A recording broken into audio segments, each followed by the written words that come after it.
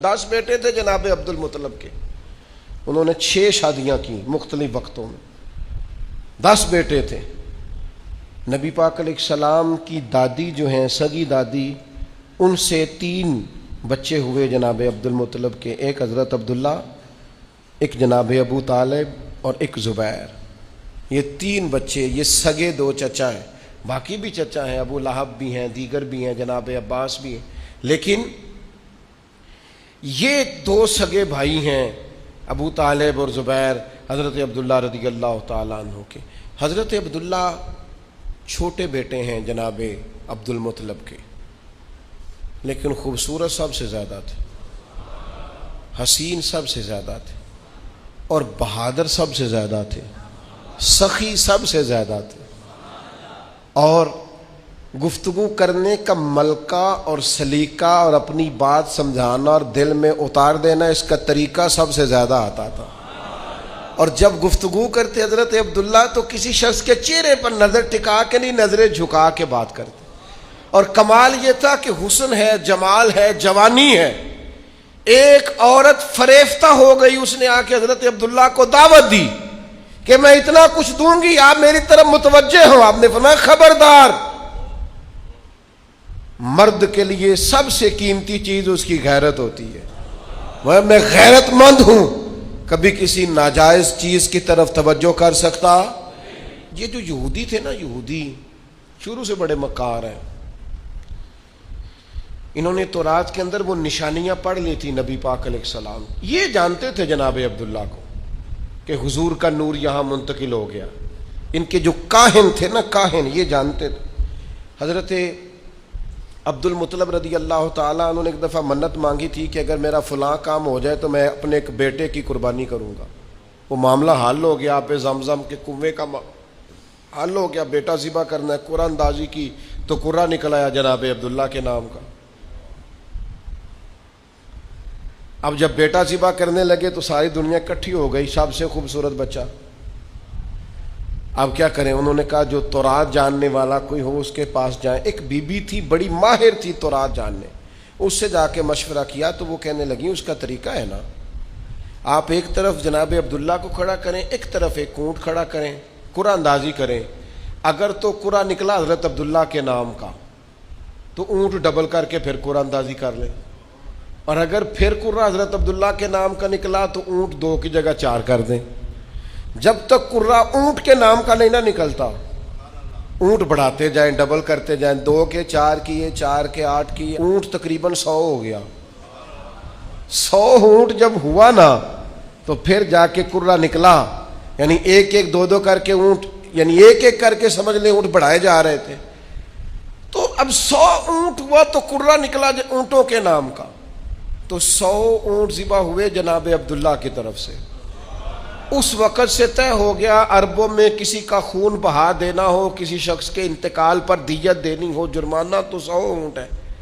اور یہ اس طرح طے ہوا کہ اسے نبی پاک نے بھی قائم رکھا ہے صلی اللہ تعالی علیہ وسلم۔ ایک شخص نے آ کے حضور سے کہا تھا آپ 2 ذبیحوں کے بیٹے ہیں،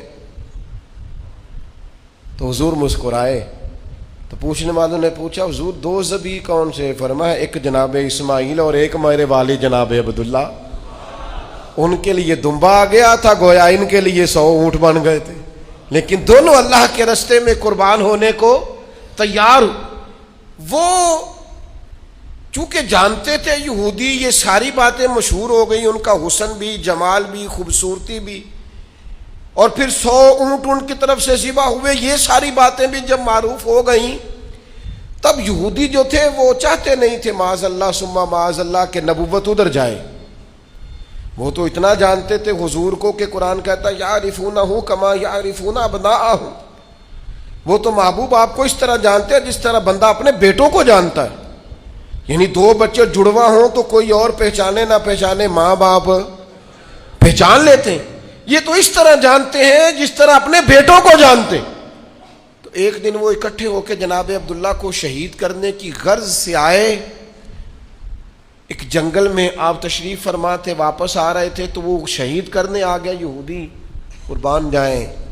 اللہ تعالیٰ نے ایک نورانی مخلوق بھیجی آسمان سے، جنہوں نے انہیں مار بھگایا. جب وہ مار کے بھگا رہے تھے نا تو نبی پاک کے نانا جان حضرت آمنہ رضی اللہ تعالیٰ عنہ کے والد یہ منظر دیکھ رہے تھے.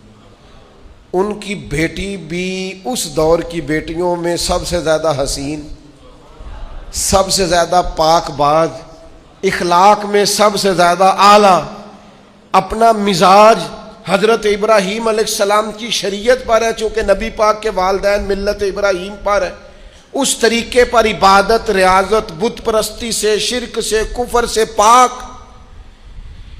وہ بھی بڑی پاکیزہ تھیں اور بڑی دنیا چاہتی تھی رشتہ ہو جائے. تو یہ منظر دیکھ کر حضرت آمنہ کے والد کہنے لگے لو بھائی مجھے تو رشتہ مل گیا ہے.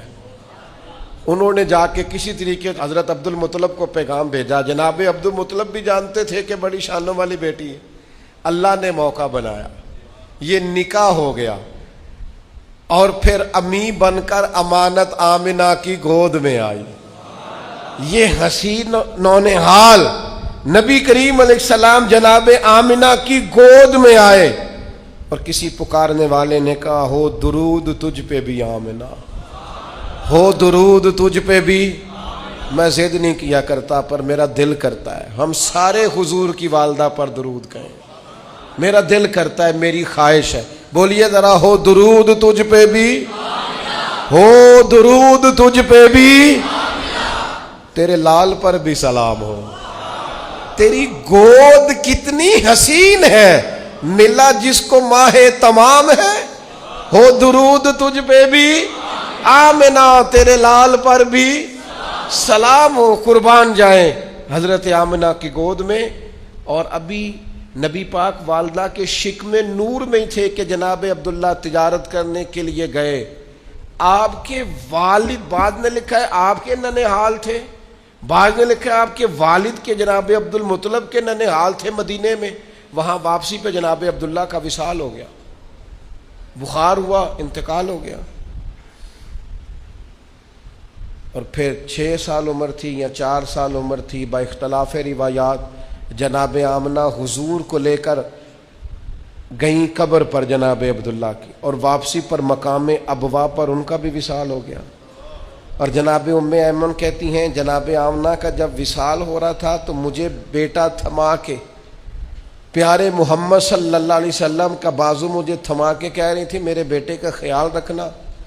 تو میں نے کہا جناب آمنہ آپ بھی جا رہی ہیں اور ان کے والد بھی چلے گئے. تو کہتی ہیں کہ وہ آرام فرما تھی، طبیعت ان کی علیل تھی. تو کہنے لگی ام ایمن سن، اس کے باپ بھی رخصت ہو گئے، میں بھی جا رہی ہوں، پر ہمارا ذکر کبھی دنیا سے نہیں جائے گا.